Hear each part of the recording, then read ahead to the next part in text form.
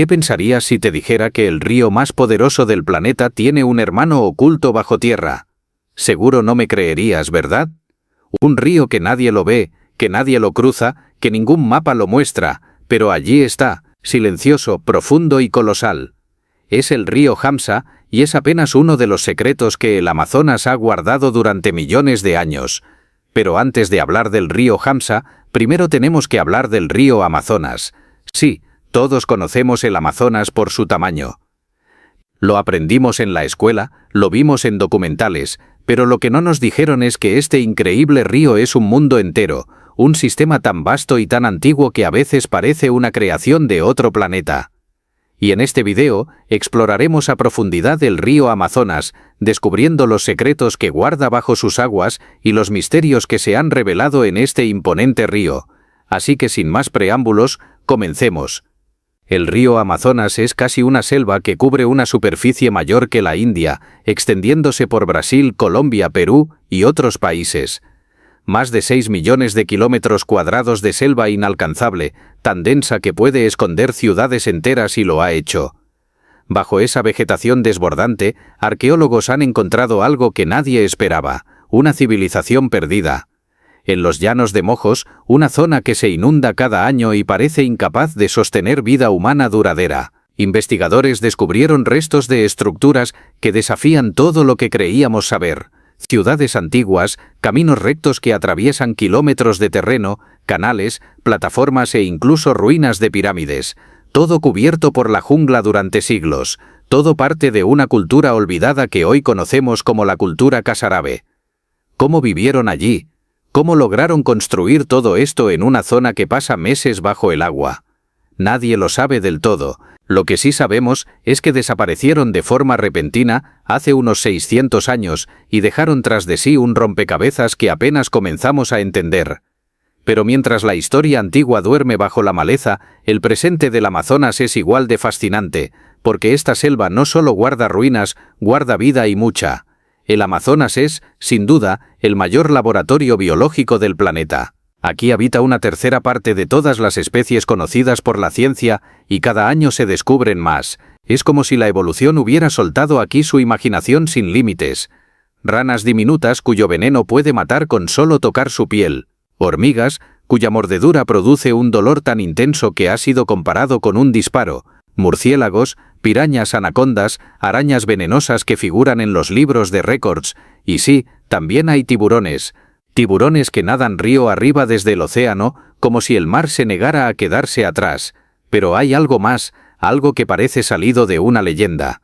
Hace millones de años, antes de que el ser humano existiera, una bestia se deslizaba entre los pantanos de lo que hoy es Sudamérica.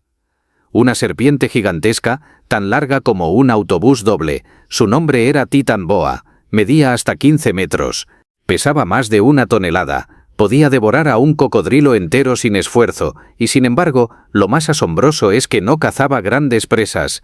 Como las ballenas modernas, prefería peces, muchos peces, una contradicción de la naturaleza envuelta en escamas. Sus restos fueron hallados en Colombia en antiguos sedimentos que una vez fueron parte del Amazonas primitivo. Una criatura que no solo nos habla del pasado, sino del tipo de gigantes que aún podrían esconderse bajo el lodo en los lugares que nadie ha explorado. Y justo cuando crees que ya nada puede sorprenderte, aparece la historia del río Hamsa. En 2011, un equipo de científicos brasileños analizó datos de antiguos pozos petroleros en la región amazónica.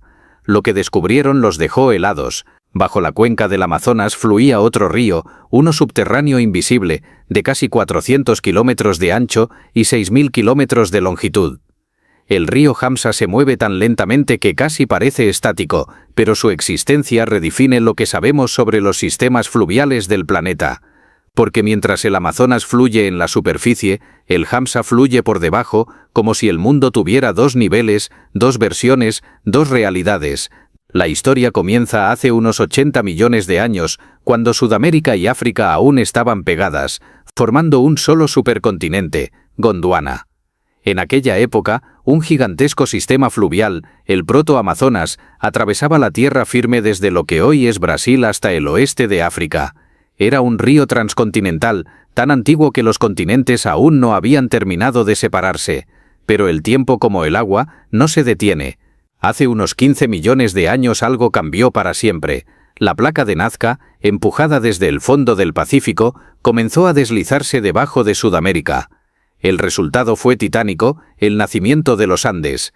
Montañas que antes no existían comenzaron a alzarse, bloqueando el flujo natural del río. El agua ya no podía seguir su curso hacia el oeste. Y entonces, ¿qué pasó? El Amazonas retrocedió, literalmente invirtió su dirección. A lo largo de millones de años, su corriente se redirigió hacia el este y nació el Amazonas que conocemos hoy. Este evento no fue solo un giro geológico, fue una transformación a escala planetaria. Donde antes había un flujo hacia el Pacífico, ahora se abría un camino hacia el Atlántico. Y con ese cambio, nació también una nueva selva, un nuevo ecosistema y una historia completamente diferente. Porque cuando las aguas cambiaron de rumbo, también cambió la vida. Durante millones de años, la cuenca del Amazonas se convirtió en un mar interior, un lago gigantesco alimentado por lluvias tropicales y ríos aislados. Un refugio perfecto para criaturas marinas que poco a poco se adaptaron al agua dulce. Peces, crustáceos, incluso delfines evolucionaron para sobrevivir en este nuevo entorno cerrado. Y cuando el río volvió a abrirse hacia el Atlántico, muchas de esas especies quedaron atrapadas en plena selva. Hoy esa herencia permanece. Por eso hay delfines rosados nadando en ríos fangosos, rayas de agua dulce y peces que parecen salidos de otro planeta, porque en realidad lo están. Son los descendientes de un océano que ya no existe, pero eso no es todo. A medida que el Amazonas se reconfiguraba, también lo hacía el mundo que lo rodeaba. La erosión arrastraba toneladas de sedimento desde los Andes recién nacidos, creando una llanura inmensa que cubrió la cuenca con barro fértil. Y sobre ese barro comenzó a crecer algo único, la selva amazónica, un bosque tan espeso, tan salvaje que genera su propio clima. Literalmente las plantas del Amazonas liberan tanta humedad que forman nubes, provocan lluvias y alimentan su propia existencia. Es un ecosistema autorregulado, una máquina perfecta que ha mantenido el equilibrio durante miles de años hasta que llegó el ser humano. Pero no pensemos aún en destrucción, piense en descubrimiento, porque aún hoy, en pleno siglo XXI, seguimos encontrando cosas en esta selva que parecen imposibles. Restos de civilizaciones que vivieron sin dejar rastro, criaturas nuevas que la ciencia no había clasificado, e incluso fenómenos geológicos que desafían la lógica, como el río Hamsa, del que hablamos antes. Y si crees que eso es todo, espera, porque hay más. En los últimos años científicos han usado tecnología LIDAR, radares láser montados en helicópteros para escanear el suelo de la selva. Y lo que encontraron es impactante. Decenas de asentamientos ocultos bajo la maleza, ciudades precolombinas interconectadas por calzadas perfectamente rectas, algunas con complejos hidráulicos avanzados, otras con plataformas que revelan una arquitectura desconocida. ¿Quiénes eran estas personas? ¿Cómo lograron sobrevivir en un entorno tan imponente como la selva? Y sobre todo, ¿por qué desaparecieron? El Amazonas, por donde lo mires, es un rompecabezas, un ecosistema en donde el pasado y el presente chocan constantemente, dejando preguntas abiertas en cada rincón, como si el mismo río, ese que una vez se movió hacia el oeste, se negara a revelar todos sus secretos de una vez. Pero ahora es momento de sumergirse en su rostro más oscuro, el más salvaje, porque si esta selva es un archivo viviente de la Tierra, entonces sus habitantes son los guardianes de secretos que aún no entendemos y que quizá no deberíamos entender. Muchos piensan en el Amazonas como un paraíso natural, verde, húmedo, lleno de vida, pero pocos saben que también es una de las regiones más letales del planeta. Un ecosistema que no perdona el error, donde cada sonido puede significar amenaza y donde cada sombra esconde más que árboles. Aquí no hay segundas oportunidades. Entre la maleza, bajo las hojas, en el agua lodosa, viven criaturas diseñadas por la evolución para sobrevivir y matar. Algunas son tan pequeñas que podrías ignorarlas, otras tan sigilosas que no las verías hasta que sea demasiado tarde. Las ranas dardo, por ejemplo, son diminutas joyas de colores vivos, pero no te dejes engañar, su piel está impregnada de veneno letal. Con solo rozarlas podría sufrir un paro cardíaco en minutos. Algunas de estas especies pueden matar a varios hombres con una sola dosis. Luego están las arañas errantes brasileñas, las más venenosas del mundo. No se esconden, caminan, buscan. Y si te muerden, el dolor no es lo peor, sino lo que pasa después. Vómitos, parálisis, alucinaciones. Un encuentro con una de ellas es un boleto directo al hospital o algo peor. ¿Y qué hay de las famosas hormigas bala? Su mordida se siente como si te dispararan con un arma de fuego, un dolor agudo, penetrante que puede durar hasta 24 horas, una prueba de fuego que algunas tribus locales utilizan como rito de paso. Pero no todo es tan pequeño, en el agua acechan otras bestias. Las pirañas, por ejemplo, no son como las películas, son peores. En época de sequía, cuando el alimento escasea, pueden devorar en minutos cualquier presa que caiga en su radio. La sangre en el agua las enloquece. Una mordida basta para que el resto se lance al festín y las anguilas eléctricas. Estas criaturas generan descargas de hasta 600 voltios, lo suficiente para dejar inconsciente a un ser humano. No muerden, pero si las tocas podrías acabar flotando sin memoria de lo que pasó. Y aún no hemos hablado de las serpientes. El Amazonas es el hogar de la anaconda, la serpiente más pesada del mundo. No necesita veneno, su método es simple. Se enrolla alrededor de su presa y la aprieta hasta que ya no puede respirar. Silenciosa, invisible, letal, pero no solo hablemos de animales. En el corazón del Amazonas aún viven tribus no contactadas, pueblos enteros que han decidido rechazar el mundo moderno. No usan tecnología, no hablan idiomas conocidos, no quieren contacto, viven como vivieron, sus ancestros, y protegen sus tierras como si fueran sagradas, porque para ellos lo son y quizá tengan razón, porque el Amazonas no es solo un lugar, es un enigma, un testamento de lo que la Tierra fue y de lo que aún podría ser.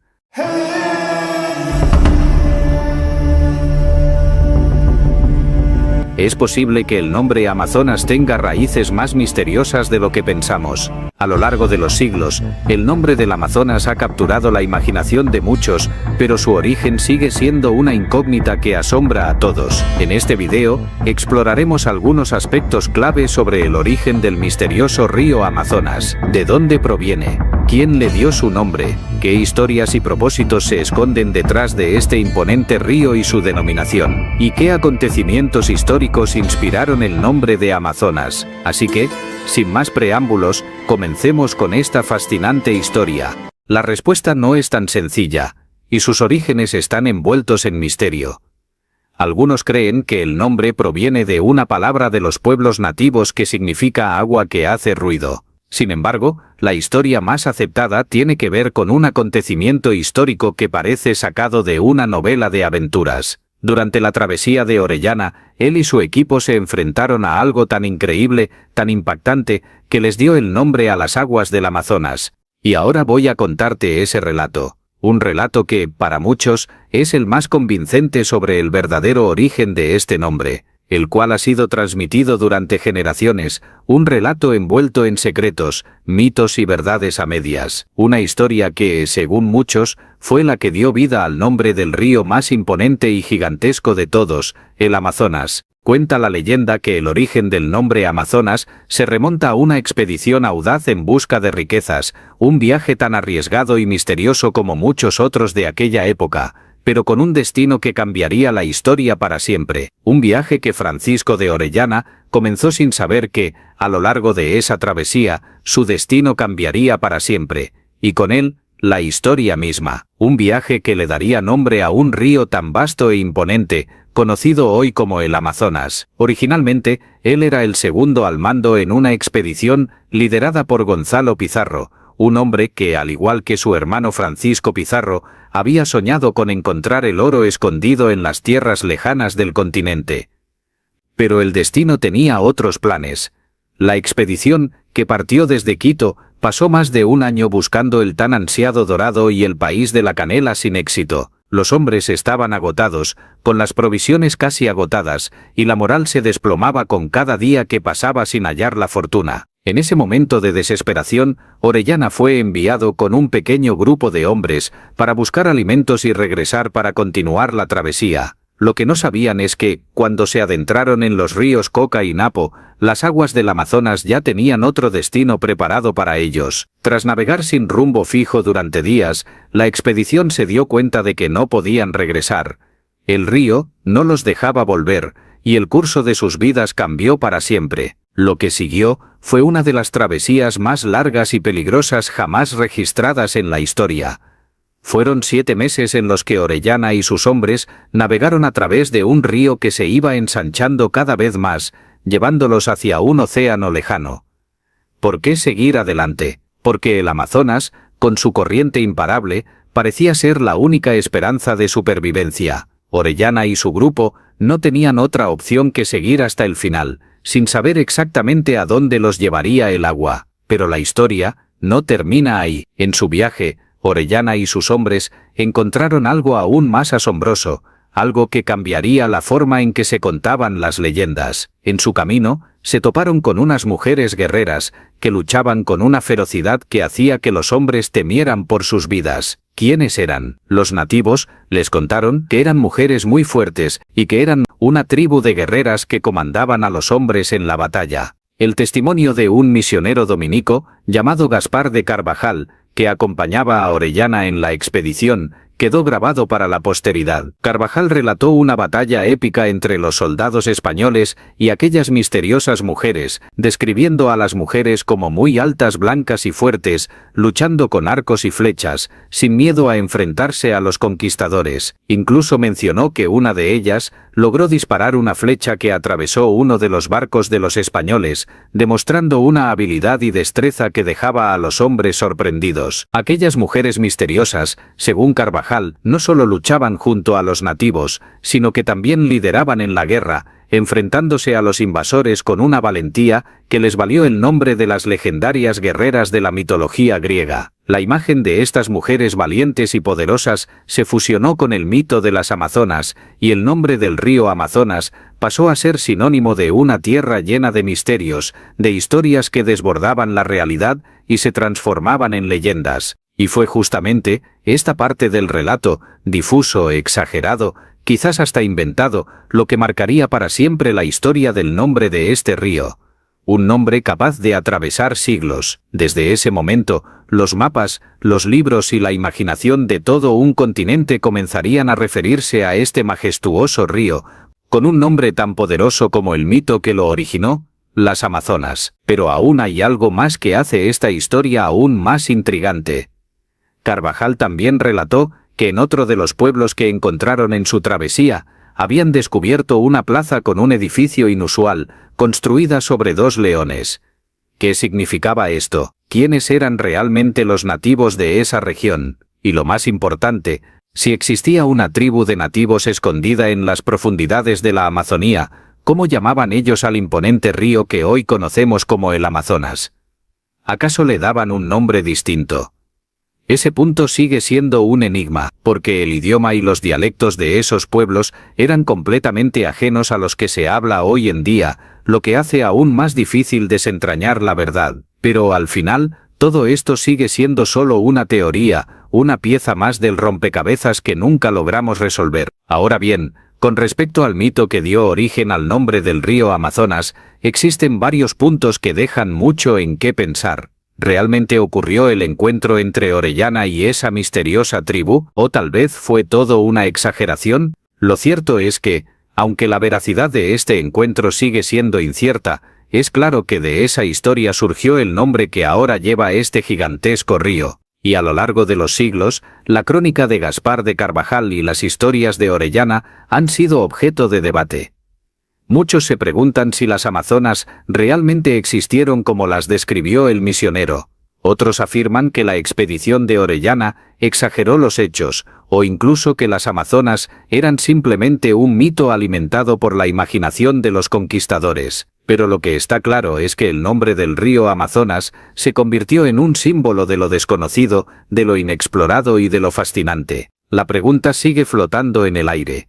Además de la historia contada por los españoles, ¿acaso existen otros registros o evidencias que nos den una pista más clara sobre el verdadero origen de este nombre? Lo cierto es que, más allá de las historias narradas por Orellana y Carvajal, la evidencia histórica es difusa, incluso controvertida. Incluso algunos historiadores creen que Orellana y sus compañeros tal vez se enfrentaron a hombres nativos que llevaban el cabello largo, lo que podría haber creado la confusión, mientras que otros, como el cronista Francisco López de Gómara, minimizaron la importancia de aquel encuentro, restándole credibilidad. López de Gómara escribió: entre los disparates que dijo Orellana, fue afirmar que había en este río Amazonas, con quien él y sus compañeros pelearan. Para él, la presencia de mujeres en combate no era tan extraordinaria. De hecho, afirmaba que las mujeres de varias tribus del Nuevo Mundo ya combatían al lado de los hombres, e incluso disparaban flechas por su cuenta. Sin embargo, para muchos, la historia de las guerreras amazónicas se mantiene como un enigma fascinante. Aunque algunos detalles de las crónicas de Orellana puedan parecer exagerados o incluso fantásticos, lo cierto es que ese relato dio forma a la imagen mítica de las Amazonas, un término que de alguna forma estaba relacionado con las legendarias guerreras que poblaban los relatos de la antigua Grecia. Y es curioso pensar cómo una simple mención a mujeres guerreras en el corazón de la selva podría transformar la imagen y el nombre de un río entero. Pero dejemos de lado la figura de Orellana y adentrémonos en otros aspectos intrigantes del verdadero significado de Amazonas. Durante siglos, algunas culturas originarias que habitaban la cuenca del río ya lo conocían con nombres distintos, nombres como río Paranaguazú, río Solimois y río N. Cada uno con un significado profundo, conectado a la tierra, al agua, a la vida. Pero esos nombres pasaron en segundo plano cuando los europeos llegaron. En los archivos más antiguos de Europa, los primeros mapas que mencionan el nombre Amazonas datan de mediados del siglo XVI. En ellos, un trazo serpenteante cruzaba casi todo el continente sudamericano, bordeado de criaturas míticas, símbolos religiosos y advertencias escritas en latín. Pero lo más llamativo no era el diseño, sino el nombre. Río de las Amazonas, así lo llamaron. Los cartógrafos, muchos de los cuales jamás pisaron América, tomaban relatos de exploradores y los convertían en mapas. Y esos relatos, plagados de exageraciones, rumores y fantasías, eran su única fuente. Un comentario, una sospecha, una frase mal entendida bastaba para cambiar la historia de un continente. Así fue como el mito se convirtió en geografía. En el siglo XVII ya nadie discutía el nombre. El Amazonas figuraba en todos los mapas oficiales, en los tratados entre imperios, en los diarios de navegación. Había sido aceptado por la ciencia, por la política y por la religión. Era más que un nombre, era una etiqueta cultural, un sello. Y con cada mapa reproducido, el mito ganaba fuerza, porque no hay nada más poderoso que lo que parece tener siglos de antigüedad. Y el Amazonas ya no podía ser otra cosa. Cualquier otro nombre, por más veraz o indígena que fuera, sonaba falso, sonaba débil. Europa había decretado que ese era el nombre, y así sería. Y mientras tanto, los pueblos originarios que habitaban la selva eran ignorados, silenciados y hasta borrados. Sus nombres, sus historias, sus mapas, nunca fueron considerados válidos. No aparecían en los libros, no decoraban las paredes de las cortes reales, no importaban. Todo lo que importaba era ese trazo azul serpenteando por el mapa, con un nombre que no le pertenecía. En el siglo XVIII, la Ilustración y la ciencia comenzaron a cuestionar algunos mitos. Se dudaba de la existencia de ciertas criaturas, de ciudades doradas, de fuentes de la juventud, pero nadie dudaba del nombre del río. Era demasiado tarde. El mito ya había ganado, y así, el río más importante del continente más biodiverso del planeta quedó atrapado con este nombre, y así, el río de las Amazonas pasó a ser conocido por su nombre tal como lo tenemos hoy en día, el río Amazonas. Pero el misterio del nombre del río Amazonas no solamente está ligado a esa leyenda de las mujeres guerreras. La misma palabra Amazonas tiene un origen curioso y en muchos casos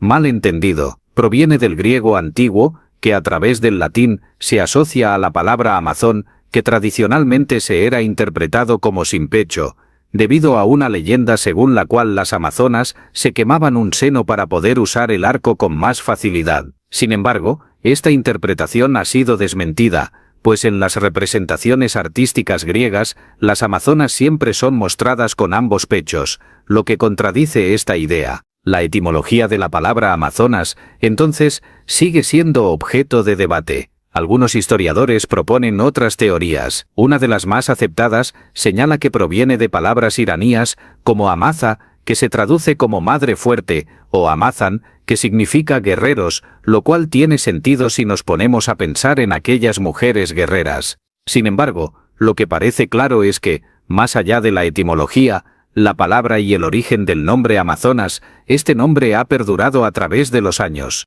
El misterio de los encuentros entre los exploradores españoles y las enigmáticas tribus de piel blanca ha intrigado y desconcertado a historiadores durante siglos. Entre estos relatos destaca uno protagonizado por Francisco de Orellana, conocido por descubrir el imponente río Amazonas. Y es que, según las crónicas, Orellana habría tenido un sorprendente encuentro con una misteriosa tribu de hombres de piel clara y rasgos inusuales, un suceso tan impactante que lo dejaría completamente desconcertado. Y en este video exploraremos un poco más sobre esta historia. Así que, sin más preámbulos, comencemos con este video. En los primeros días de la conquista española del territorio que hoy conocemos como Ecuador, dos hombres se adentraron en lo desconocido, persiguiendo un sueño que desbordaba ambición y codicia. Pizarro y Orellana se embarcarían en una de las aventuras más fascinantes y misteriosas de su tiempo: la búsqueda de la legendaria ciudad perdida del Dorado. Este mítico lugar, lleno de riquezas inimaginables, era mucho más que un simple destino. Se había convertido en una obsesión para los conquistadores, un símbolo de gloria y fortuna que los llevó a cruzar límites que pocos se atreverían a desafiar. La historia comienza en Quito, la actual capital de Ecuador, un lugar clave en las campañas de expansión española. Allí, Pizarro y Orellana escucharon relatos fascinantes de los indígenas locales. Según estos, más allá de las imponentes montañas andinas y en lo profundo de la selva oriental, existía una tierra gobernada por un gran señor, un lugar donde el oro no era un tesoro, sino algo cotidiano. Intrigados y cegados por la promesa de riquezas, los dos primos organizaron una expedición que cruzaría la cordillera andina, llevando consigo un grupo de soldados españoles y un nutrido contingente de nativos quiteños que les servirían como guías. Sin embargo, Pizarro no participaría en la misma expedición en la que estaba Orellana, ya que sería el propio Orellana quien, por su cuenta, llevaría a cabo esta expedición en busca de la mítica ciudad del Dorado. Lo que siguió fue una travesía épica que los convirtió en los primeros europeos en explorar la Amazonía ecuatoriana, un territorio tan vasto y hostil como desconocido.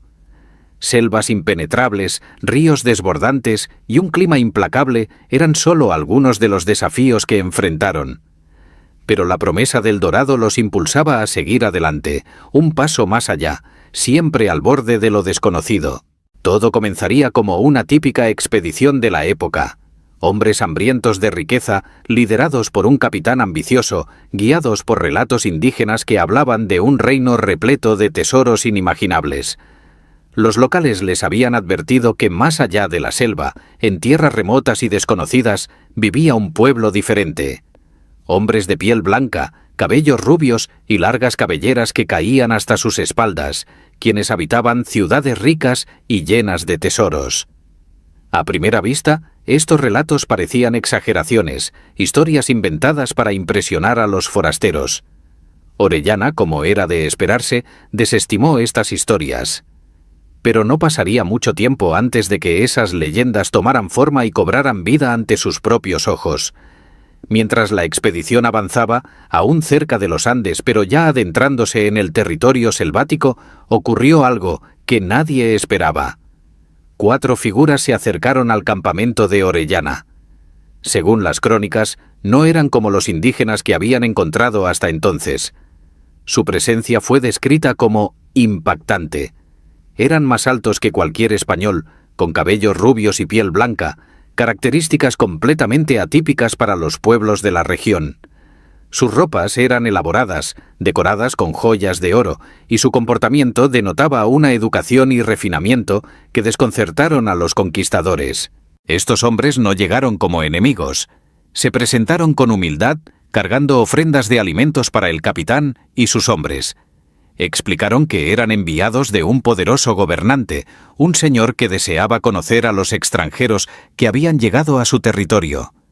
Hablaron con respeto, pero también con una firmeza que daba la impresión de que ellos estaban acostumbrados a la diplomacia y al trato con líderes. Orellana, intrigado, los recibió con cortesía y les ofreció regalos para su señor, invitándolo a reunirse con él. Prometieron regresar, pero nunca lo hicieron. Desaparecieron tan repentinamente como habían aparecido, dejando una atmósfera de desconcierto y fascinación entre los españoles.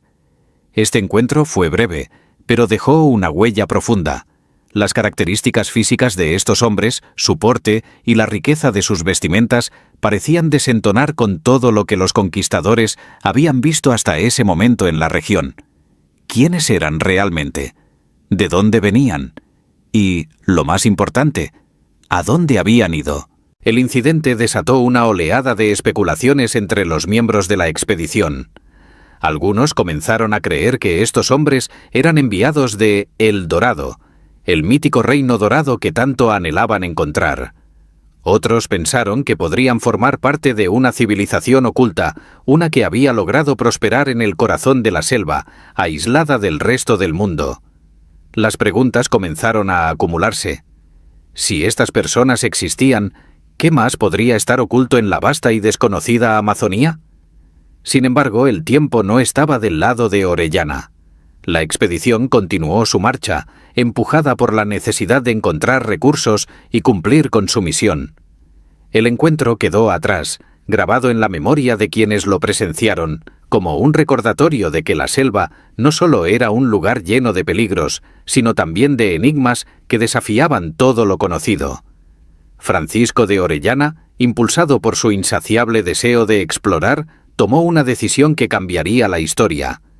Decidió separarse de Pizarro y continuar río abajo, embarcándose en lo que sería una travesía épica y completamente inesperada.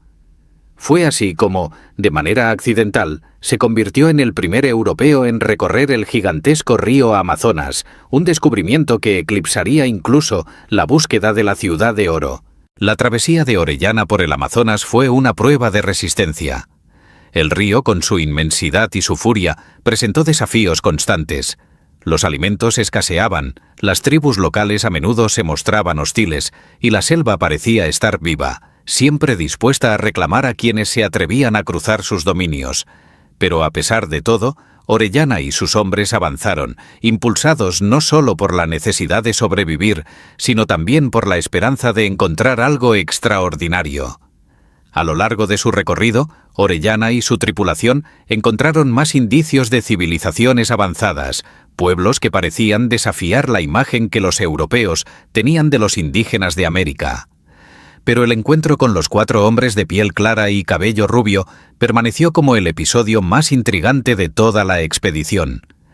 ¿Eran realmente enviados de un reino oculto? ¿O formaban parte de un mito que la selva había transformado en realidad durante un breve momento? La falta de respuestas solo ha alimentado más preguntas a lo largo de los siglos.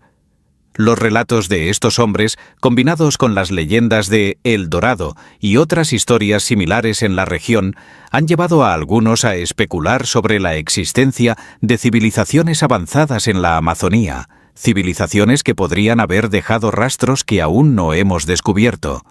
Incluso hoy, con todos los avances tecnológicos y arqueológicos, la Amazonía sigue siendo un lugar de misterios, un territorio donde lo desconocido sigue siendo mayor que lo conocido. Tal vez nunca sabremos la verdad detrás de este encuentro. Tal vez esos hombres eran simplemente un eco de algo más grande, algo que permanece enterrado en la vasta y casi impenetrable selva amazónica. O tal vez eran un recordatorio de que la historia está llena de sorpresas, de momentos que nos obligan a cuestionar lo que creemos saber. Pero como ocurre con los grandes misterios, este encuentro genera más preguntas que respuestas. Si en efecto estos hombres formaban parte de una civilización oculta, ¿cómo lograron mantenerse en secreto durante tanto tiempo? ¿Cómo explicamos sus características físicas tan diferentes de las de otros pueblos de la región? Aquí es donde las teorías comienzan a ramificarse.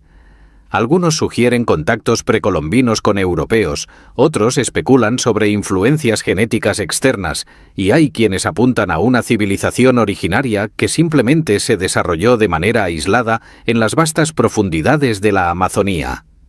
Por supuesto, estas ideas son controvertidas. Los defensores de las teorías más tradicionales desestiman estos relatos como meras exageraciones de los cronistas o errores de interpretación. Pero las crónicas que relatan este encuentro tienen un nivel de detalle que las hace difíciles de ignorar. Estas historias no parecen ser fabricaciones al azar. Entonces, ¿por qué nunca se investigó más a fondo el rastro de estos enigmáticos hombres? ¿Fue porque la expedición de Orellana estaba demasiado enfocada en encontrar el dorado? ¿O porque los recursos y la voluntad simplemente no les permitieron desviarse de su objetivo principal? Este episodio se vuelve aún más inquietante cuando consideramos que no es un relato aislado. En los canales de las exploraciones españolas en América existen otros testimonios de encuentros con personas descritas con características similares. Hombres y mujeres que no encajaban con la imagen que los conquistadores tenían de los pueblos indígenas de América. Estos relatos, dispersos en distintas regiones del continente, plantean la posibilidad de que algo más grande estuviera sucediendo, algo que las narrativas oficiales han ignorado o deliberadamente dejado de lado.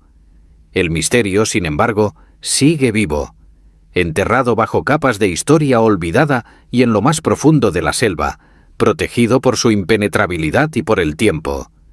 Orellana nunca volvió a saber de aquellos 4 hombres, nunca logró descubrir quiénes eran ni de dónde provenían. Tampoco encontró la ciudad dorada que buscaba. Pero lo que sí dejó fue un relato que ha sobrevivido a los siglos, un encuentro que sigue fascinando y desafiando a quienes buscan entender el pasado. La Amazonía, con su vastedad casi infinita, siempre ha sido un lugar de secretos. Incluso hoy, con toda nuestra tecnología y conocimientos modernos, sigue siendo un territorio en gran parte inexplorado. Los descubrimientos recientes de asentamientos avanzados ocultos bajo la selva, gracias a tecnologías como el LIDAR, han demostrado que hay mucho más por descubrir de lo que jamás imaginamos. Entonces, ¿por qué no considerar la posibilidad de que estas historias de civilizaciones ocultas, de reinos perdidos y de encuentros extraños tengan algo de verdad? Quizás estos 4 hombres fueron simplemente una anomalía, un encuentro único que desafía explicaciones sencillas. O tal vez eran la punta del iceberg, una prueba de que la Amazonía guarda secretos que aún estamos muy lejos de desentrañar. Tal vez nunca sepamos la verdad completa detrás de este encuentro. Pero lo que sí sabemos es que la historia no está escrita en piedra. Está viva, llena de giros inesperados, de preguntas que aún no hemos respondido, y de misterios que, como los 4 hombres de piel blanca y cabello rubio, esperan pacientemente a que alguien los descubra. Estamos hablando del Amazonas, el pulmón del planeta, y quizás el mayor cofre de secretos de misterios escondidos por la naturaleza, un lugar tan inexplorado, tan profundo, que ha alimentado leyendas durante siglos. Hoy te llevaremos a ese rincón del planeta. Pero cuidado, lo que estás a punto de escuchar no es una historia común. Así que, sin más preámbulos, comencemos con este video. Todo comenzó hace más de 400 años atrás, cuando un hombre llamado Francisco de Orellana decidió lanzarse a lo desconocido. En 1542, junto a su grupo de hombres, descendió por un enorme río en Sudamérica que más tarde sería conocido como el Amazonas. Lo que encontraron allí cambió su destino, y el de toda la historia. Desde ese momento, el Amazonas dejó de ser solo un lugar, se convirtió en un misterio, una promesa, una obsesión, y Orellana durante su travesía se cruzó con relatos imposibles de olvidar, tribus ocultas en la selva, apariciones de mujeres guerreras cubiertas de misterio. Pero hay una historia que casi nadie se atreve a contar, una leyenda que no aparece en los libros de texto, pero que sobrevivió entre susurros y diarios antiguos, la de un río que hierve como si el mismísimo volcán corriera por su cauce. un lugar tan misterioso que cualquier persona que rozara sus aguas simplemente se quemaba. ¿Y qué oculta realmente esta selva? ¿Por qué ha sido el foco de tantos mitos, desapariciones y descubrimientos fuera de lo común? Y lo más inquietante, ¿qué secretos podrían haber buscado las antiguas civilizaciones que, siglos antes, ya se adentraban en ella? Para entenderlo, hay que viajar en el tiempo y también al corazón de la selva. En medio de la espesa Amazonía peruana, existe un sitio llamado Mayantuyacu.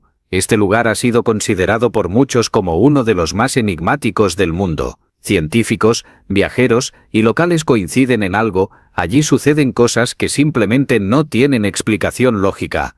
¿Podría ser este el mismo río del que hablaban las leyendas locales de la época? El río hirviente que, según cuentan, Orellana y su grupo de españoles presenciaron con sus propios ojos en lo más profundo de la selva amazónica. Pero, ¿qué tan real es esta historia? ¿Realmente existió un río tan caliente como se cuenta? Un río que Orellana y su expedición de conquistadores españoles observaron con asombro mientras surcaban las profundidades inexploradas de la Amazonía. Y todo lo que vivieron en esa travesía sigue siendo totalmente un misterio. Y es en medio de esta historia moderna donde aparece una conexión inesperada con el pasado. Se dice que, cuando los europeos llegaron a las tierras del antiguo imperio inca, no se conformaron con lo que encontraron. Querían más riquezas, más conquistas, más poder. Según antiguos relatos, los conquistadores preguntaron a los incas: ¿dónde hay otra civilización para conquistar? Queremos encontrar más tesoros. La respuesta, según las leyendas, fue inquietante. ¿Quieren más riqueza? Vayan a la selva. Ahí encontrarán todo lo que buscan. Con esa pista, aunque envuelta en un tono casi de advertencia, comenzaron decenas de expediciones. Grupos de hombres se internaron en la vegetación impenetrable, motivados por la ambición, sin sospechar que ese deseo los llevaría a enfrentarse a lo inexplicable. Muchos no regresaron. Y los pocos que sí lo hicieron no eran los mismos. A través de crónicas escritas y relatos orales, describieron un lugar lleno de peligros imposibles, árboles que bloqueaban la luz durante días enteros, criaturas tan grandes que parecían sacadas de otra era, arañas tan colosales que podían cazar aves, reptiles capaces de rodear y envolver a un ser humano con facilidad. Pero había una historia que destacaba entre todas, un relato que sonaba más a fantasía que a experiencia real: el río que hierve. Sí, un río cuyas aguas no eran frías ni templadas, sino tan calientes que podían provocar graves consecuencias al contacto. Algunos aseguraban haber visto animales que caían en sus aguas y no salían jamás. Otros decían que el vapor era tan intenso que podía hacer colapsar a quien se acercara demasiado. Durante siglos, los expertos consideraron que estos relatos eran simples exageraciones, resultado del hambre, la deshidratación y la desorientación que sufrían aquellos exploradores perdidos en la selva. Pero, ¿y si no lo eran? En el año de 2011, un geocientífico llamado Andrés Ruzo decidió investigar el caso de este río misterioso. Muchos lo tomaron por loco. ¿Un río hirviente en plena Amazonía? Eso iba en contra de lo que la ciencia aceptaba. Y sin embargo, el río estaba ahí. En pleno corazón de la selva, Ruzo encontró un cuerpo de agua que desafiaba todas las leyes geotérmicas conocidas. Un río cuya temperatura podía alcanzar niveles altísimos sin estar cerca de ningún volcán ni zona de actividad geológica tradicional. Y lo más sorprendente, los pobladores locales ya sabían de su existencia desde hace generaciones. Para ellos, el río no era un misterio, sino un lugar sagrado. Lo llamaban Shana Timpishka, que puede traducirse como calentado por el sol, aunque claro, la explicación científica es mucho más compleja y también mucho más inquietante. Este descubrimiento cambió todo. Lo que antes se tomaba como leyenda empezó a verse con otros ojos. Si lo del río era real, entonces, ¿qué más de aquellas historias antiguas podría también ser cierto? Tal vez los exploradores del siglo XVI no estaban tan equivocados. Tal vez el Amazonas sí esconde secretos que van más allá de nuestra comprensión actual, secretos que podrían explicar los orígenes de civilizaciones antiguas, o incluso, cambiar la manera en que entendemos la historia humana. Y aquí es donde la historia apenas comienza. Andrés Ruzo, aún joven y lleno de entusiasmo por su carrera como geocientífico, acababa de comenzar su doctorado. Como parte de un proyecto colaborativo, se unió a un equipo de geólogos que estaban trazando un mapa de fenómenos geotérmicos en el Perú. Su tarea era estudiar fuentes termales y fumarolas, esos puntos donde la Tierra parece hablar a través del calor. Mientras revisaba el mapa, algo le llamó profundamente la atención: unos puntos marcados en plena selva. ¿Fuentes termales en medio del Amazonas?, pensó, y entonces la leyenda volvió a su mente. Ese río de aguas imposiblemente calientes, del que hablaban los antiguos exploradores. Y sí, con curiosidad genuina, le preguntó al geólogo principal del equipo si podría tratarse del río de las historias, pero la respuesta fue cualquier cosa menos alentadora. Andrés, tu proyecto geotérmico está interesante, pero te daré un consejo: no hagas preguntas poco serias. Eres el experto, y si mencionas leyendas, eso puede perjudicar tu imagen, le dijeron, casi con un tono paternal. Andrés sintió como la emoción que tenía se esfumaba. Salió de la reunión con la cabeza baja, sintiendo que había cometido un error por simplemente hacer una pregunta diferente. Pero esa noche, la historia dio un giro inesperado. En una cena familiar, su tía, una mujer brasileña que había vivido mucho tiempo en Perú, le preguntó con naturalidad cómo iban sus estudios. Andrés, sin mucha energía, le contó que llevaba 2 años con una idea en la cabeza, pero nadie le tomaba en serio. Todos decían que el río hirviente era solo un mito, un cuento más de la selva. Entonces, su tía lo miró, dejó el cubierto sobre el plato y dijo algo que cambió el rumbo de todo. No es un mito, Andrés. Yo he estado en ese río. He nadado cerca de sus aguas. La sorpresa fue absoluta. ¿Cómo era posible que alguien tan cercano conociera el lugar? Ella le explicó que en su juventud, cuando vivía con su esposo en una comunidad cercana al centro del país, había visitado un sitio donde el agua realmente parecía hervir. No era una historia contada por otros, ella lo había vivido, y fue en ese momento cuando todo cobró sentido para Andrés. Si alguien tan cercano a él conocía aquel lugar, entonces tal vez, solo tal vez, lo que parecía imposible era completamente real. Decidido, comenzó a planear el viaje. No iba a quedarse con la duda. Si el río existía, tenía que encontrarlo con sus propios ojos. Guiado por la información de su tía y por los puntos marcados en el mapa, Andrés se adentró en la selva. No fue una excursión fácil. El camino era espeso, irregular, lleno de obstáculos naturales, pero tras días de viaje, finalmente llegó al lugar, y allí estaba, el río. No era una ilusión, no era una metáfora. El agua realmente tenía temperaturas elevadas, al punto de producir vapor visible desde lejos. Las piedras alrededor del cauce estaban marcadas por los minerales, y se podía ver cómo la vegetación evitaba tocar sus bordes. En un punto, Andrés colocó un termómetro en el agua. La cifra subió de forma alarmante, más de 90 grados Celsius. En ese instante, todo cambió. La leyenda ya no era solo una historia contada por españoles perdidos, ni un delirio colectivo. Era una realidad tangible. El río existía, y aún más sorprendente, no estaba relacionado con actividad volcánica, al menos no en el sentido clásico. La zona más cercana con volcanes activos se encontraba a más de 700 kilómetros de distancia. Y eso, para la ciencia, era un rompecabezas. ¿Cómo podía haber un río tan caliente sin una fuente geotérmica visible o cercana? ¿Qué procesos subterráneos podían estar produciendo tal fenómeno? La comunidad científica, por años escéptica, comenzó a interesarse en la investigación de Andrés. Lo que antes era una curiosidad personal se transformó en un estudio serio, con implicancias enormes para la comprensión de los sistemas térmicos del planeta.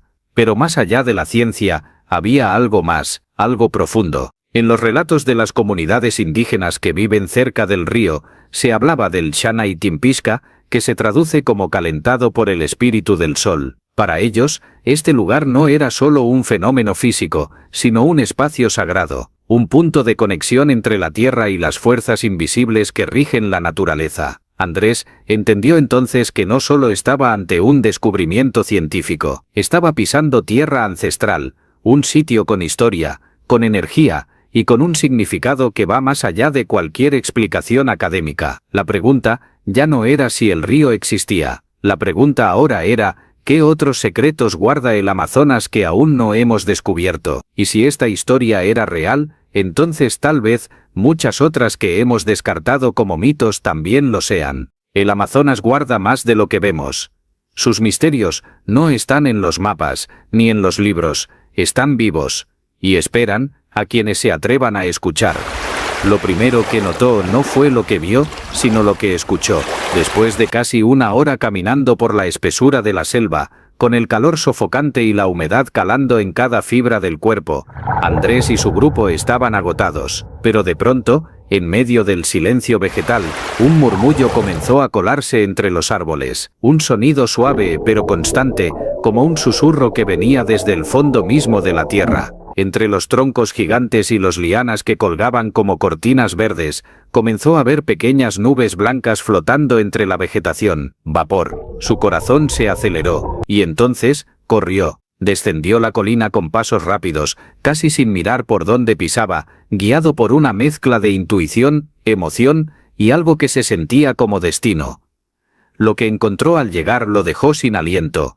Frente a él, se extendía un río como sacado de un sueño, aguas cristalinas, con un tono turquesa que parecía brillar desde dentro.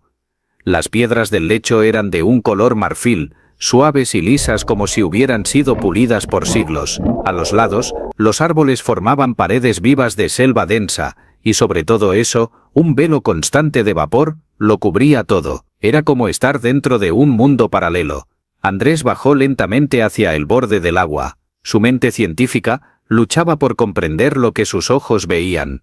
En ese momento, lo entendió todo.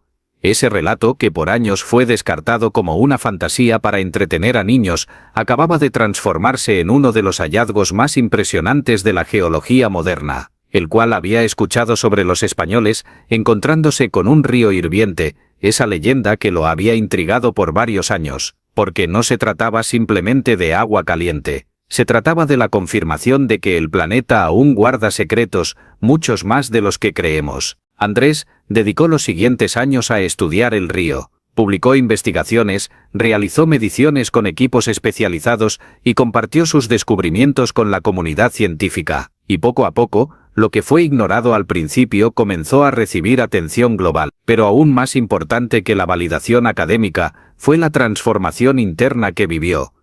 Porque descubrir el río hirviente no solo cambió su carrera, cambió su forma de ver el mundo. Comprendió que muchas veces la ciencia y las leyendas no están tan separadas como pensamos, que detrás de cada historia antigua puede haber un fragmento de verdad esperando a ser revelado. Durante mucho tiempo, hemos menospreciado las historias de nuestros ancestros, hemos etiquetado como mitos lo que no comprendemos, y sin embargo, esta experiencia nos recuerda que el mundo es mucho más grande de lo que las teorías actuales pueden explicar. Si un río que nadie creía posible resultó ser real, entonces, ¿cuántas otras verdades hay ocultas en los rincones menos explorados de la Tierra? Tal vez, el Amazonas aún tiene muchas respuestas, tal vez los antiguos sabían más de lo que imaginamos, tal vez, cada leyenda no es un invento, sino una invitación a mirar más allá de lo evidente, a escuchar con respeto las voces de quienes estuvieron antes, y sobre todo, a no perder la capacidad de asombro, porque solo quienes se atreven a hacer preguntas que otros no se atreven a formular, son quienes descubren los verdaderos secretos del mundo. Esta es la historia de Percy Fawcett, un explorador británico que se internó en la selva en 1925 con un solo objetivo, encontrar una ciudad que llamó Zeta.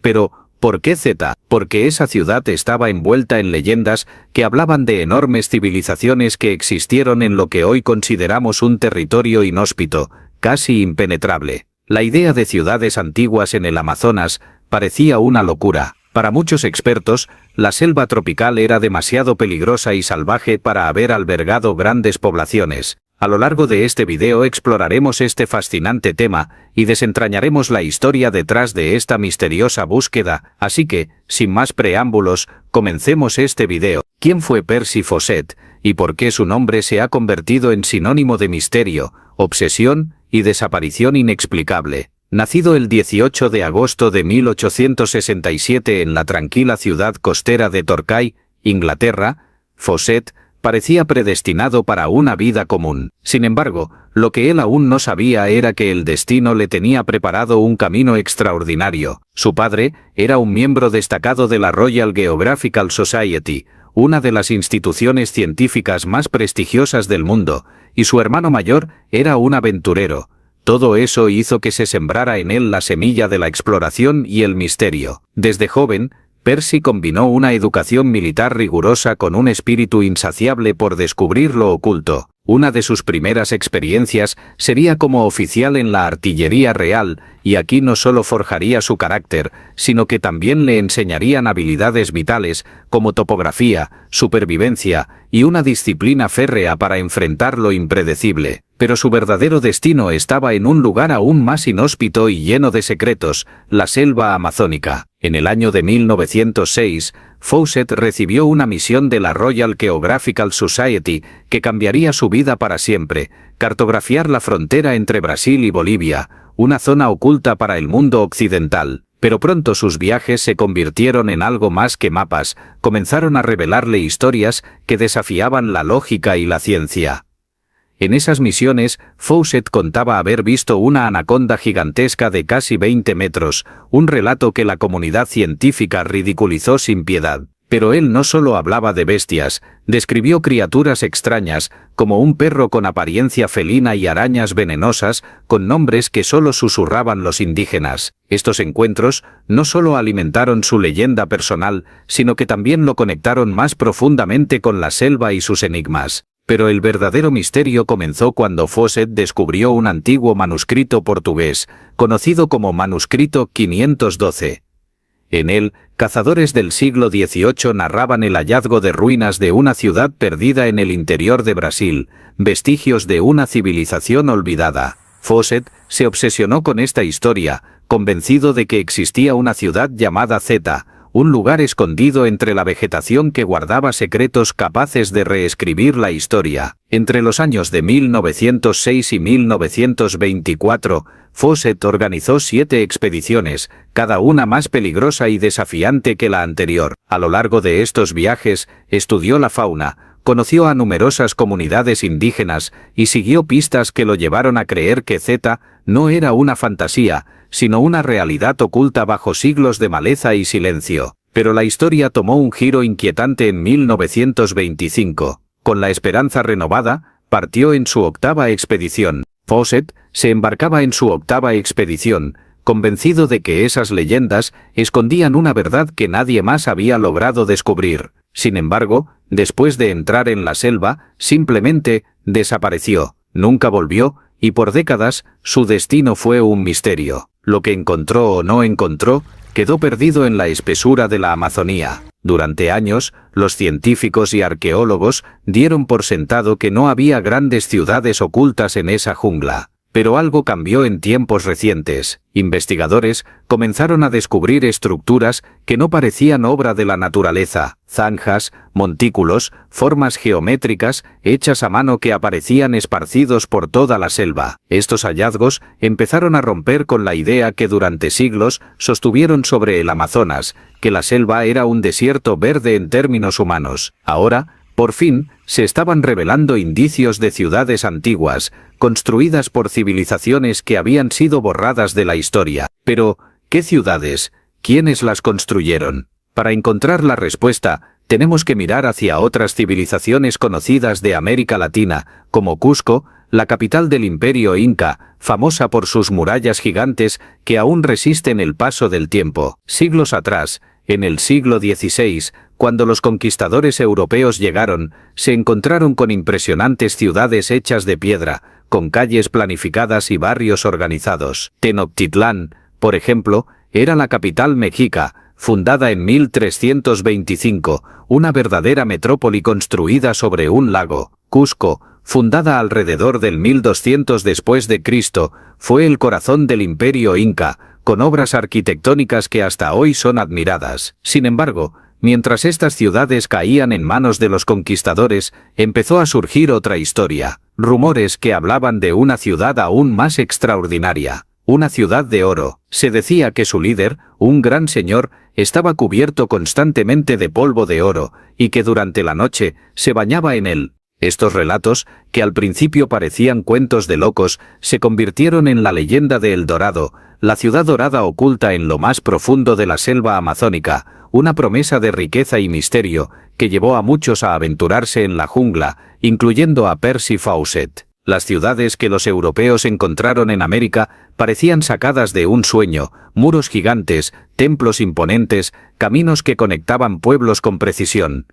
Esto hizo que la leyenda de El Dorado, esa ciudad de oro que tantos buscaban, pareciera algo más que un simple mito. Así, muchos aventureros, con mapas en mano y la esperanza en sus ojos, se adentraron en la selva amazónica, en busca de esa riqueza legendaria. Pero el resultado fue siempre el mismo. La mayoría nunca regresó, víctima del hambre, las enfermedades y la ferocidad del entorno. Sin embargo, a pesar de que la ciudad dorada nunca apareció ante sus ojos, los relatos que dejaron esos exploradores describían algo sorprendente. Hablaron de ciudades que brillaban en blanco, grandes cosechas de maíz y avena que jamás imaginaron encontrar en la selva, y poblaciones mucho mayores de lo que se creía. Incluso mencionaron un cacique, un líder local, adornado con ídolos de oro y otras riquezas que desafiaban la imaginación. Durante aproximadamente 2 siglos, las expediciones siguieron.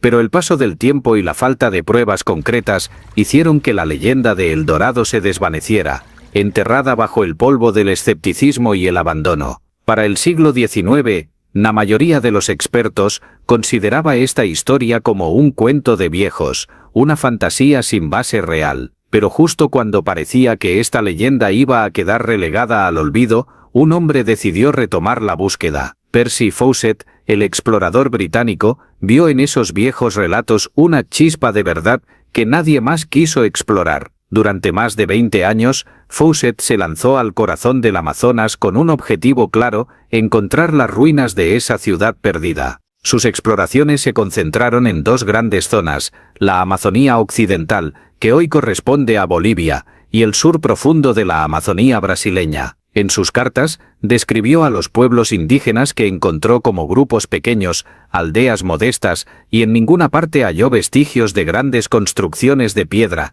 ni caminos extensos o monumentos imponentes. Esto parecía confirmar lo que la mayoría de los expertos de la época creía. La selva amazónica era un territorio hostil, demasiado salvaje y remoto para haber sido el hogar de grandes civilizaciones. Si había sociedades allí, eran pequeñas, dispersas, sin la capacidad ni la infraestructura para crear verdaderas ciudades. Incluso las investigaciones modernas estiman que en el tiempo de Fawcett, la población amazónica era apenas de unos pocos cientos de miles de personas, muy dispersas. Pero más allá de los números, lo que llamó la atención fue la visión que predominaba entre los investigadores. Muchas de esas ideas estaban teñidas por prejuicios racistas. Algunos decían que los pueblos originarios eran demasiado primitivos para construir ciudades o realizar agricultura avanzada. Otros señalaron la tierra misma. El suelo amazónico parecía ser demasiado pobre para sostener cultivos intensivos, y por eso pensaban que grandes poblaciones simplemente no podrían sobrevivir allí. Estas creencias cerraron muchas puertas a la posibilidad de que en la selva existieran verdaderas civilizaciones complejas. Pero Fawcett no se rindió. Estaba convencido de que la leyenda tenía fundamento y que las ciudades perdidas existían. Su pasión por esta búsqueda lo llevó a adentrarse cada vez más en la selva, enfrentando peligros desconocidos, sorteando ríos caudalosos y atravesando un terreno que parecía un laberinto sin fin. Durante sus expediciones, se topó con comunidades indígenas, aprendió sus costumbres y escuchó sus relatos, pero la gran ciudad de Zeta permanecía oculta, casi como un fantasma que se negaba a mostrarse. Para Fawcett, no era solo la búsqueda de oro o riquezas materiales, era la búsqueda de una verdad histórica que desafiaba los prejuicios y las creencias de su época. Durante años, Percy Fawcett fue visto como un hombre obsesionado con un mito, alguien que se perdió en la inmensidad del Amazonas persiguiendo un sueño imposible.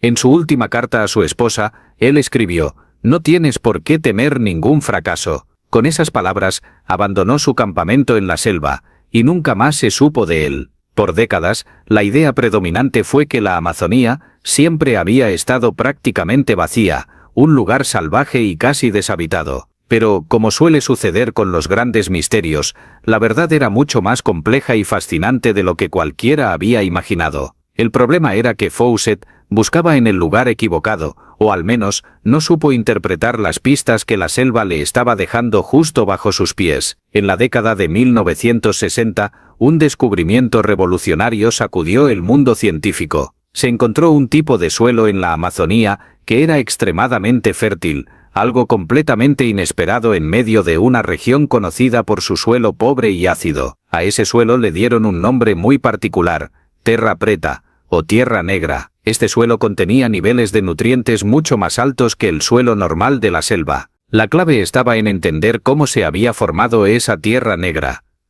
Resultó que no era un fenómeno natural, sino que había sido creada por humanos. Se formó a partir de desechos orgánicos, carbón vegetal y restos de hogueras controladas, lo que indicaba que antiguos habitantes habían manejado el bosque con técnicas agrícolas sofisticadas, capaces de enriquecer el suelo y hacerlo productivo durante siglos. Este hallazgo fue una pieza fundamental para reescribir la historia del Amazonas. Terra Preta probaba que la agricultura a gran escala no solo era posible, sino que había sido una práctica habitual. Y si había agricultura, había que haber grandes comunidades que la sostuvieran. Así que la idea de que el Amazonas era un desierto verde sin civilización empezó a tambalearse.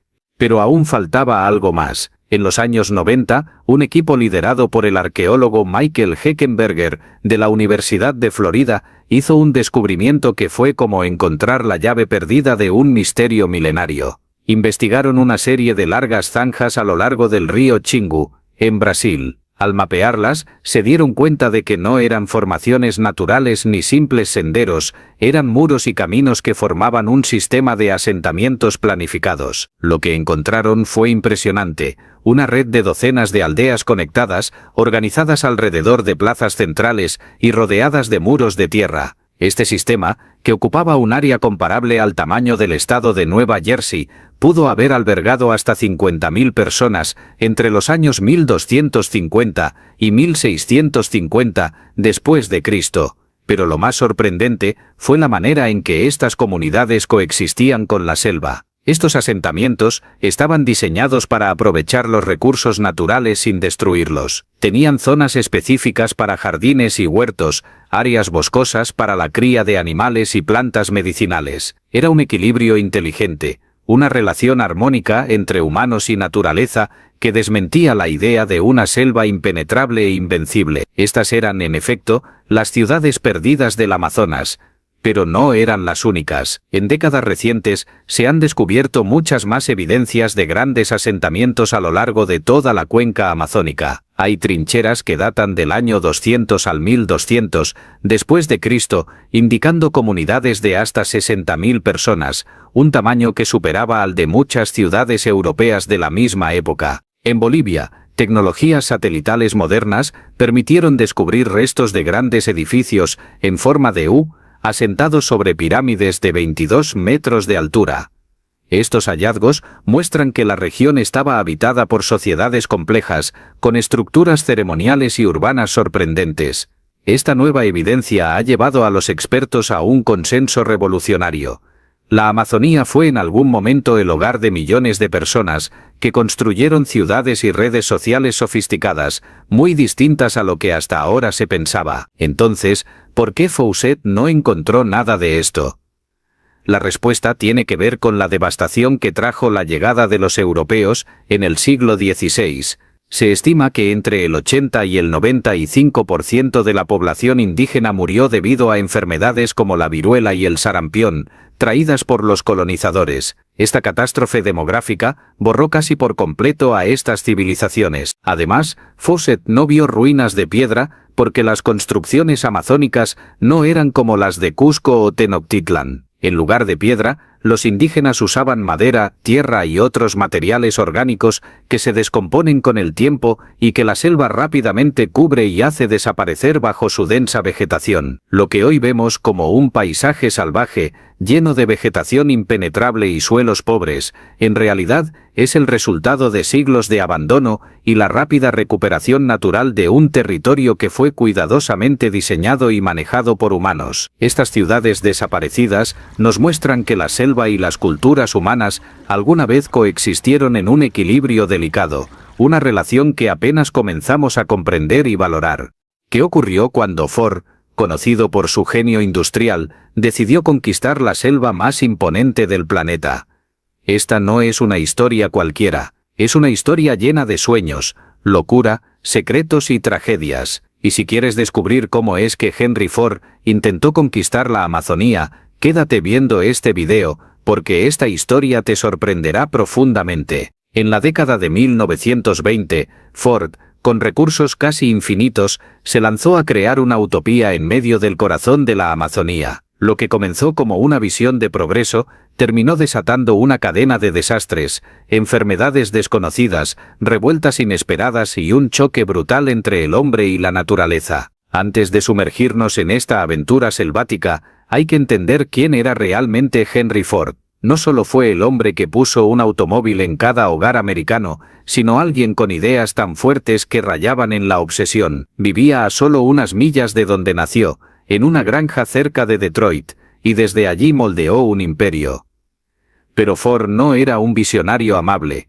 Sus prejuicios y sus manías sobre la sociedad, la tecnología y la naturaleza eran intensos y controvertidos. Detestaba cosas tan comunes como la leche pasteurizada, los edificios altos, y por si fuera poco, tenía un profundo odio hacia varios grupos y prácticas sociales que hoy serían consideradas intolerables. Era un hombre de extremos, desde despreciar a los banqueros y médicos, hasta promover una dieta basada casi exclusivamente en soja, convencido de que ese sería el futuro de la alimentación humana. Su fascinación con la soja no fue casualidad. Ford gastó millones investigando cómo esta planta podía reemplazar materiales tradicionales. Desde pintura, jabón, hasta partes de automóviles, la soja era para él la clave del progreso industrial. Incluso creó un automóvil con la carrocería hecha de plástico derivado de soja, una innovación adelantada a su tiempo. Pero su visión iba más allá de la fábrica.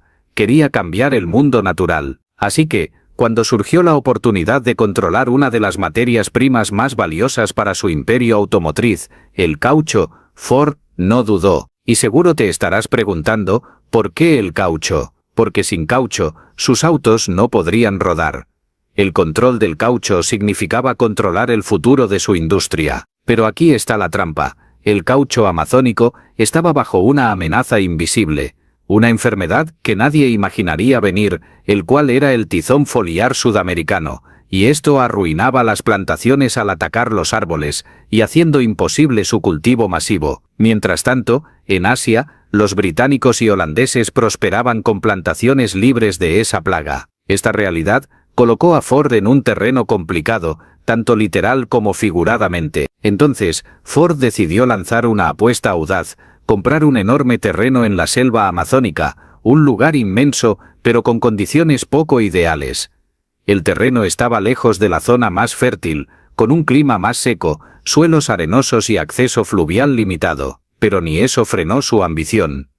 En 1927, desembolsó una suma millonaria para asegurarse ese pedazo de selva. El gobierno brasileño, con la esperanza de desarrollo, le otorgó privilegios excepcionales, exenciones fiscales, control bancario, escuelas propias e incluso una policía privada dentro de ese territorio. Lo que parecía una oportunidad de oro, no tardó en levantar polémicas y sospechas, tanto en Brasil como en el extranjero. ¿Qué estaba planeando Ford? ¿Era realmente posible domar esa selva salvaje y convertirla en un motor industrial? A medida que los detalles del proyecto se hicieron públicos, también surgieron dudas sobre su viabilidad económica y logística. Pero Ford no era hombre de retroceder. Había puesto toda su fe y recursos en esta aventura, convencido de que el progreso industrial podía doblegar hasta la selva más imponente del planeta. El cartel británico del caucho estaba derrumbándose.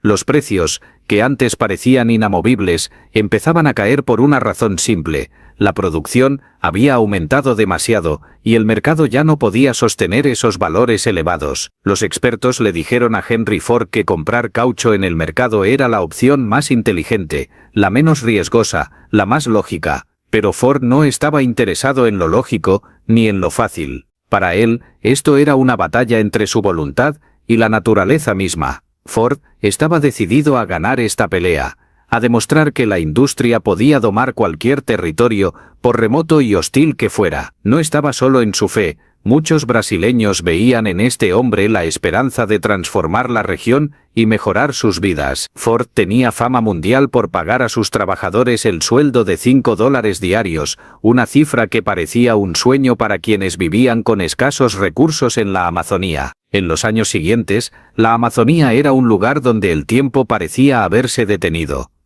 Sus habitantes enfrentaban condiciones de vida durísimas, no había escuelas para los niños, la enfermedad era omnipresente y la medicina prácticamente inexistente. Los hombres adultos vivían endeudados y atrapados en ciclos de trabajo que poco tenían que ver con la libertad.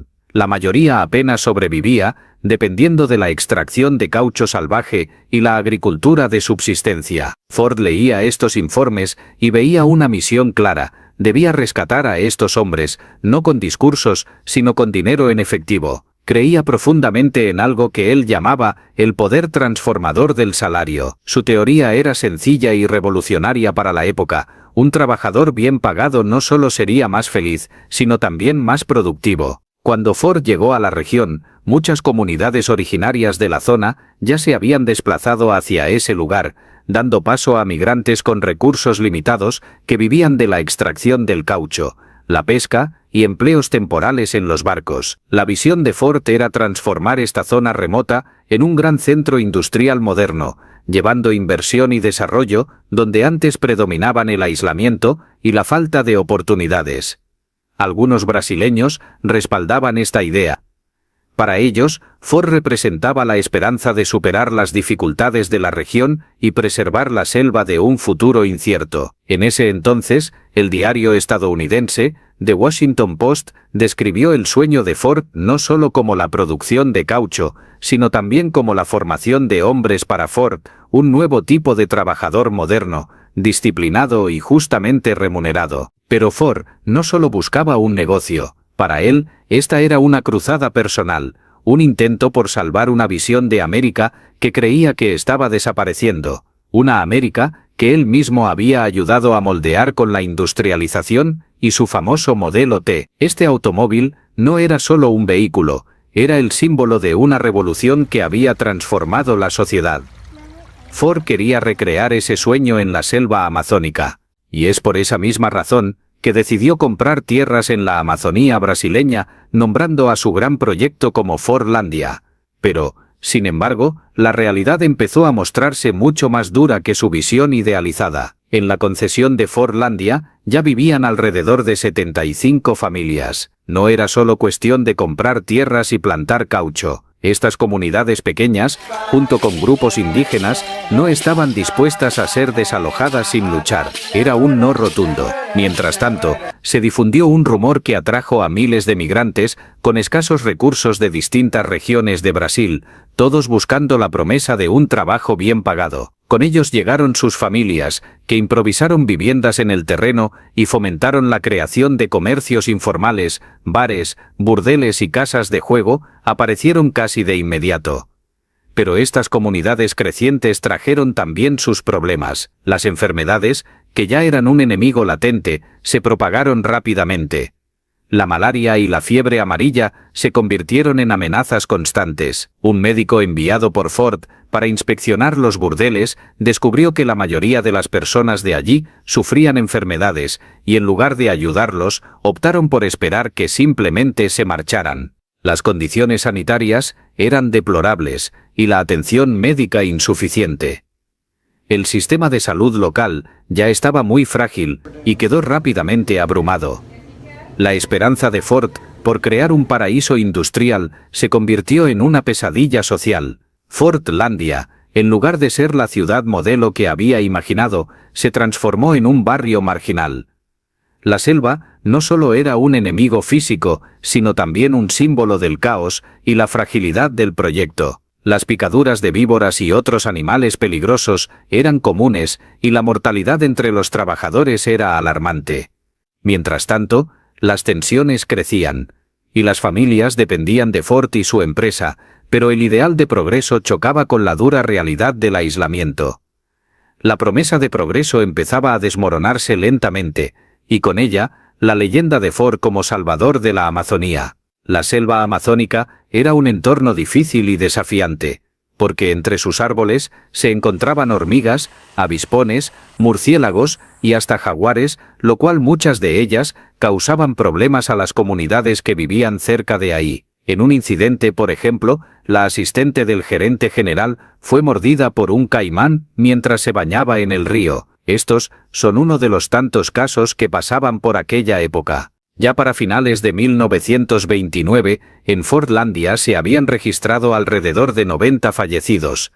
Y un año después, esa cifra casi se triplicó. La empresa que poco a poco iba creando Ford en el Amazonas creció muy rápido, y más de 1000 trabajadores vivían allí, y algunos seguían llegando de todas partes de Brasil. Pero mantener ese número de personas trabajando fue un gran reto. Muchos trabajadores renunciaban sin avisar y se iban sin dar explicaciones. La vida en la selva estaba marcada por las estaciones. Durante la temporada seca, cuando hay más insectos y enfermedades, muchos preferían no trabajar. Para ellos, la libertad de poder ir y venir, pescar para la cena o trabajar solo en ciertas épocas era más atractiva que un salario fijo. La famosa promesa del salario de $5 diarios resultó ser una decepción para muchos.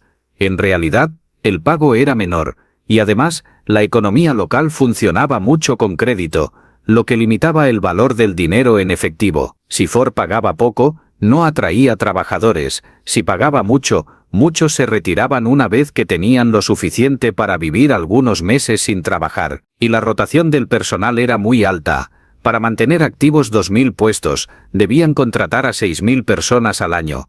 Era una situación complicada, y además, muchas personas sin empleo se quedaban en la zona, lo que generaba tensiones. Con el tiempo, la población alrededor de Fordlandia superó las 5000 personas, y se convirtió en la cuarta ciudad más grande del Amazonas, solo después de Manaos y Belén. Para finales de 1930, Fordlandia tenía 4000 empleados, en su mayoría migrantes del noreste de Brasil, dirigidos por un equipo de estadounidenses, europeos y brasileños con experiencia. Entre ellos, había descendientes de confederados estadounidenses que tras la guerra civil en Estados Unidos se habían establecido en la región. Estos líderes eran claves para la administración, pues hablaban inglés y conocían las costumbres locales, lo que facilitaba la gestión del complejo ambiente humano y logístico. A pesar de las dificultades, Ford seguía convencido de que su modelo del Medio Oeste podía funcionar en la selva tropical. Ignoró los consejos de expertos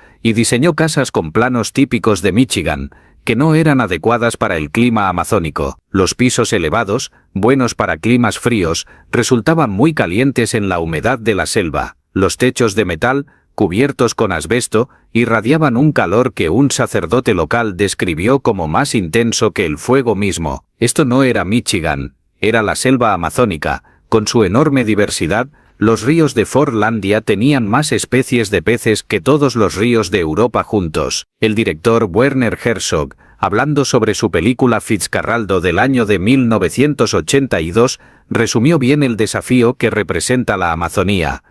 Estamos enfrentando a la naturaleza misma, y ella responde con fuerza. Eso es todo. Es impresionante, y tenemos que aceptar que es mucho más poderosa que nosotros. La naturaleza aquí es exigente. Los árboles parecen sufrir, los pájaros no cantan, solo emiten sonidos que parecen de dolor. Esa misma naturaleza era el reto diario que Ford enfrentaba. Sin embargo, Ford mantuvo su sueño de traer un poco del Medio Oeste a la Amazonía. Construyó cines, organizó bailes tradicionales, promovió recitales de poesía y creó una réplica de un pueblo típico de Michigan con escuelas, piscinas, aceras, bocas de incendio, cines interiores, plomería, una fábrica de hielo y bungalows en calles arboladas. Había faroles eléctricos, canchas de tenis y dormitorios para 1000 trabajadores. Incluso hizo un campo de golf de 18 hoyos, porque creía que el golf era bueno para el ánimo. Además, levantó la torre de agua más alta de toda la región, con 150 pies, que en ese momento era la estructura más alta hecha por el hombre en la Amazonía. Pero Fordlandia también tenía reglas estrictas, muchas impuestas por Ford. La prohibición del alcohol no era una ley brasileña, pero sí lo era en Fordlandia, porque Ford no quería que se consumieran bebidas alcohólicas. Experimentaron con leche de soja para los pequeños y promovieron la educación cívica y actividades recreativas saludables, todas decididas en Michigan según la visión de Henry Ford. Intentaron aplicar sus normas, pero el éxito fue limitado. Los bares y lugares de entretenimiento, inevitables en un campamento tan grande, fueron reubicados en una isla en el río, lo que generó conflictos. Cuando intentaron desalojar a algunas familias que tenían títulos legales sobre la tierra antes de que Ford la adquiriera, tuvieron que retroceder ante la resistencia de los habitantes. También intentaron controlar la entrada de licor, pero los trabajadores se resistían. Cuando acudieron a las autoridades brasileñas, éstas aclararon que la prohibición era una ley estadounidense, no brasileña, dejando a los administradores sin apoyo para imponerla. Controlar el horario laboral fue otro desafío. La mayoría de los trabajadores seguía el ritmo natural del sol y las estaciones húmedas y secas para organizar sus jornadas. Ford quería horarios estrictos, pero el clima y las costumbres locales seguían marcando el paso. Curiosamente, esta resistencia al cambio no era algo nuevo para Ford. En 1885, cuando Ford tenía 22 años, vio que Detroit tardó 20 años en unificar su horario con el meridiano de Greenwich, y Brasil mismo demoró más de una década en aceptar las zonas horarias internacionales, que finalmente implementó en 1913. Los trabajadores que antes llevaban vidas libres pero con dificultades, empezaron a mostrar molestia con los equipos de sanidad y los médicos que revisaban el campamento. Estos grupos inspeccionaban todo, drenaban piscinas, revisaban la limpieza de las casas, se aseguraban de que la comida estuviera bien almacenada e incluso vigilaban que se usara papel higiénico correctamente. Encontraron situaciones donde algunas familias no mantenían sus espacios en buen estado o colgaban la ropa mojada en los tendederos de forma inadecuada. Cada año, la población aumentaba en Fordlandia, y los médicos, que no estaban de acuerdo con que las mujeres dieran a luz en casa, insistían en que fueran al hospital. Además, estos pequeños necesitaban educación, por lo que la Ford Motor Company llegó a dirigir 7 escuelas en la zona. Como mencionó el autor Greg Grandon, esto era una versión extrema del capitalismo que iba desde la cuna hasta la tumba. Ford estaba muy enfocado en la regulación, la estandarización y la medición, siempre buscando la eficiencia. Los trabajadores tenían que laborar bajo la lluvia o en las horas más calurosas del día, y solo se les pagaba 2 veces al mes. Se les exigía usar credenciales con números de identificación, y tenían que pagar una multa si las perdían. La alimentación estaba basada en la elección personal de Ford: avena, duraznos enlatados, arroz y pan integral, porque él consideraba que era una dieta saludable. Todo esto se descontaba automáticamente de su salario, limitando su capacidad de decidir en qué gastar su dinero. Cada trabajador debía llevar un pequeño libro parecido a un pasaporte, que contenía su fotografía, huella digital, firma y registro policial. A pesar de todas estas medidas, la situación en Fordlandia no estaba exenta de problemas. Hubo peleas, disturbios y huelgas. En una ocasión, un grupo comenzó a corear consignas contra los estadounidenses, causando daños estimados en $25.000, y los gerentes tuvieron que huir en bote mientras esperaban la llegada del ejército brasileño para controlar la situación. Cuanto más tardaba el proyecto en producir caucho, más se transformaba en algo parecido a una misión, más que a un proyecto estrictamente económico. Lo que Ford había creado en el corazón de la selva amazónica se había convertido en un experimento complicado y lleno de desafíos. Y ahora, después de conocer esta parte de la historia de Henry Ford y su experimento en el Amazonas, surge una pregunta inevitable: ¿en qué quedó ese proyecto del caucho? La respuesta no es sencilla, pero sí clara: el progreso fue muy lento. Para 1931, solo se habían talado manualmente unas 1.300 hectáreas de bosque.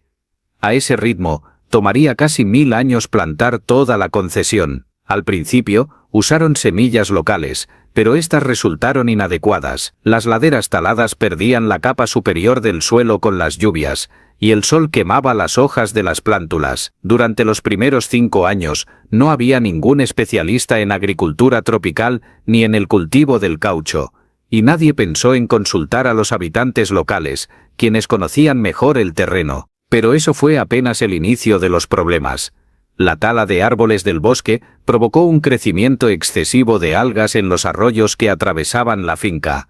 En la naturaleza, el caucho silvestre crece en árboles dispersos que mantienen a raya este tipo de infestaciones. El árbol del caucho es una planta clímax, lo que significa que se desarrolla dentro de un ecosistema maduro y equilibrado, evolucionando junto con la selva que lo rodea. Pero Fortlandia no era un ecosistema maduro. Por eso, ya existía una razón por la cual los intentos anteriores de plantar caucho en las Américas habían fracasado. En Asia tropical, donde el clima es parecido, el caucho prosperó porque carecía de ciertos depredadores y enfermedades propias de América. Sin embargo, Henry Ford no era de los que escuchaban advertencias. En Fortlandia, plantaron los árboles muy juntos. En 1934, trajeron semillas de plantaciones asiáticas, criadas para ser muy productivas. Para fines de ese año, ya habían sembrado más de 1,5 millones de árboles. Pero en 1935,